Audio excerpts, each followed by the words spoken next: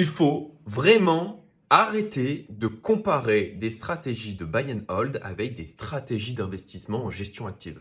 C'est deux choses qui n'ont absolument rien à voir. On a des risques qui sont différents, on a des outils qui sont différents, on a des temporalités différentes, on a un contexte qui est différent, on a des objectifs qui sont différents. C'est comme en fait comparer un chasseur avec un agriculteur. Le chasseur, il va avoir des outils qui lui sont propres et il va intervenir sur des zones qui vont être différentes. Il n'est pas cantonné à une zone géographique.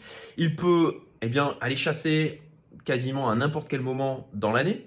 Il va s'exposer à des risques et des récompenses, des rewards, des résultats qui vont être totalement différents d'un agriculteur. L'agriculteur, lui, ben voilà, il va être sur son champ, il va faire ses semences, il va avoir des outils qui n'ont rien à voir avec ceux du chasseur. Il va avoir une saisonnalité dans les moments où il va pouvoir faire ses semis, les moments où il va pouvoir récolter. Et bon, bah, s'il y a un événement climatique majeur qui lui défend sa récolte, bah, il est dans la merde. Voilà. C'est deux stratégies qui n'ont rien à voir. Et vous pouvez d'ailleurs faire les deux. Vous pouvez très bien avoir une stratégie en tant qu'agriculteur pendant la majorité de l'année et de temps en temps, pour vous créer de la résilience et ne pas dépendre d'une seule source de nourriture, jouer au chasseur pendant certaines périodes. C'est exactement la même chose avec la stratégie du buy and hold et de la stratégie de gestion active.